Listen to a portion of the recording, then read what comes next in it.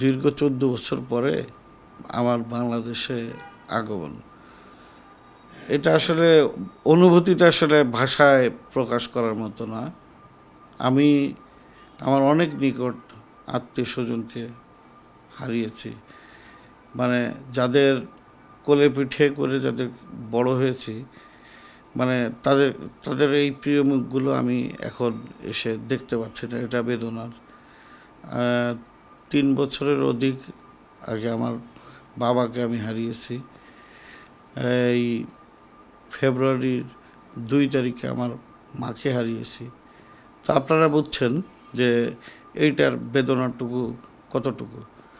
তো তারপরও দেশের মাটিতে আসার পরে আপনার এই যে আমার যেই ভালোবাসার মানুষগুলো যাদেরকে দেখতে পাচ্ছি, এত ভালো লাগছে। বাবা মার কবর জিয়ারত করেছি, মানে একটা মানসিক একটা প্রশান্তি।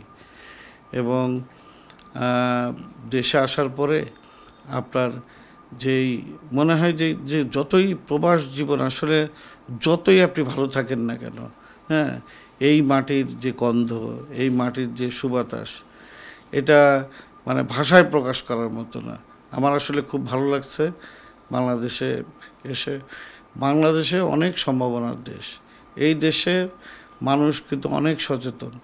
মানুষকে কিন্তু ভুল ইতিহাস শিক্ষা দেওয়ার জন্য অনেকভাবে চেষ্টা করা হয়েছে, কিন্তু বাংলাদেশের যে যেই মানে যে জনগোষ্ঠী, তারা কিন্তু সচেতন। এবং বাংলাদেশের জনগণ সবসময় আমার মনে হয় সঠিক সময়ে সঠিক সিদ্ধান্তই আপনার নেয়। যে কোনো চাপিয়ে দেওয়ার সিদ্ধান্ত বাংলাদেশ যে নেয় না, বাংলাদেশের জনগণ যে মানে না, এটার প্রমাণ হচ্ছে যে 5ই আগস্টের বিজয়।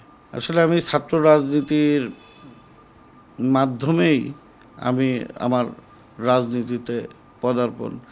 তো এটা ছাত্র রাজনীতি যেহেতু শুরু করছি, আমার একটা ভীষণ মিশন তো সবসময় মনে করেন আছে, থাকবে। মানুষের পাশে থাকা, মানুষের সাথে কাজ করা, মানুষের বিপদ আপদে এগিয়ে যাওয়া, এবং এই যে মানুষের সাথে মিশতে পারা, মানুষের মোটিভ মানে বুঝতে পারা, এবং সবার সাথে মিলেমিশে কাজ করা, এটা আমার একটা স্বাভাবিক একটা নেচার মানে কি হয়ে গেছে। তো আমার কাছে মনে হয় যে আমি আমার সঠিক জায়গায় আছি। আমার নেতা, বিএনপির ভারপ্রাপ্ত চেয়ারম্যান দেশনায়ক তারেক রহমানের সুযোগ্য নেতৃত্বে বাংলাদেশে আগামী দিনের যে নতুন যে বাংলাদেশ, যেই নতুন বাংলাদেশের ভোটের অধিকারের মাধ্যমে নতুন বাংলাদেশের যাত্রা শুরু হবে, সেই যাত্রা একজন ক্ষুদ্রতম কর্মী হিসেবে বা সমর্থক হিসেবে আমি আমার নিজের যতটুকু সামর্থ্য আছে পুরোটুকু শক্তি আমি কাজে লাগানোর চেষ্টা করব। আপনারা জানেন যে বাংলাদেশে এটি ফ্যাসিস্ট সরকার এতদিন বাংলাদেশের মানুষের গণতন্ত্র, মানে বাক স্বাধীনতা, ব্যক্তি স্বাধীনতা এবং মানে সব দিক দিয়ে একটা রুদ্ধশ্বাস একটা পরিস্থিতিতে নিয়ে গেছিল। সেই জায়গা থেকে 5ই আগস্টের যে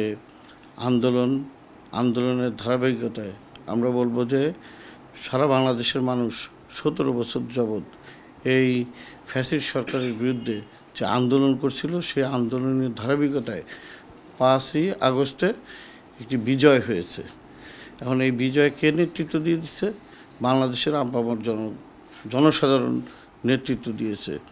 তো ছাত্র গণ অভ্যুত্থানের মাধ্যমে একটা ছাত্রদের এই ফ্রন্ট লাইনে এসে, আপনারা জানেন যে কোনো আন্দোলন করতে গেলে একটা স্পার্কিং লাগে।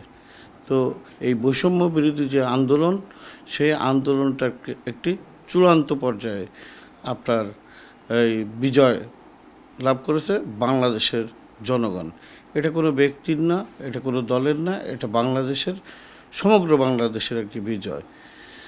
তো আগামীর বাংলাদেশ, নতুন বাংলাদেশ, এই যে কথাটা, এবং সাম্প্রতিককালে আপনারা জানেন নতুন একটি স্লোগান যুক্ত হয়েছে, সবার আগে বাংলাদেশ।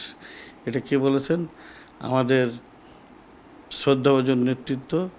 বাংলাদেশের এখন যে তরুণ প্রজন্ম এবং বাংলাদেশের যেই নতুন যেই আশা আকাঙ্ক্ষা, যাকে কে কেন্দ্র করে তিনি বিএনপির ভারপ্রাপ্ত চেয়ারম্যান দেশনায়ক তারেক রহমানের একটি বলিষ্ঠ নেতৃত্বে উনি ওনার যে রাজনৈতিক ভীষণ মিশন আপনি দেখবেন যে উনি যখন কোনো বক্তৃতা দেন বা উনি যে কথাগুলো বলেন উনি কিন্তু বলেন না যে বিএনপিকে ক্ষমতায় আসার জন্য বিএনপিকে সাপোর্ট করার জন্য উনি আপনাদের মনে আছে কি না উনি সবসময় একটা কথা বলেন যে আপনারা আমাকে সহযোগিতা করুন বাংলাদেশে আপনারা আপনাদের যে ভোট যে আপনাদের যে অধিকার সেই প্রতিষ্ঠার ভোটের অধিকার প্রতিষ্ঠার জন্য উনি যে আন্দোলন করছেন সেই আন্দোলনকে প্রতিষ্ঠা করার জন্য আপনারা সমর্থন করবেন।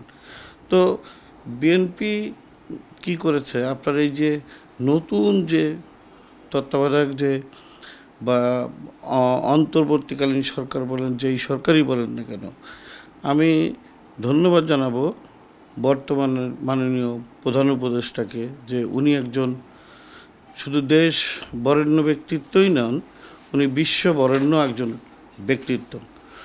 সর্বসম্মতিক্রমেই ওনাকে সবাই মিলে ওনাকে সবাই শ্রদ্ধা করে বিশ্বে মানে বাংলাদেশ এবং বহির্বিশ্বে সবাইকে আমরা কিন্তু ওনার যে নেতৃত্ব সেই নেতৃত্বকে আমরা স্বাগত জানিয়েছি যে কারণ যে যখন আপনার একটি রাষ্ট্রে যখন আপনার এই ধরনের একটা পরিস্থিতি সৃষ্টি হয় তখন সবাই খোঁজে যে একজন দল নিরপেক্ষ একজন সর্বজন শ্রদ্ধেয় ব্যক্তিত্ব যা আমরা মনে করেছিলাম ডক্টর ইউনূস সাহেব যদি আপনার এই জায়গাটা যদি আসে তাহলে বহির্বিশ্বে বাংলাদেশের যে ভাবমূর্তি এবং এই দেশে তার গ্রহণযোগ্যতা তাহলে হয়তো বাংলাদেশের গণতন্ত্র উত্তরণের জন্য সহজ হবে।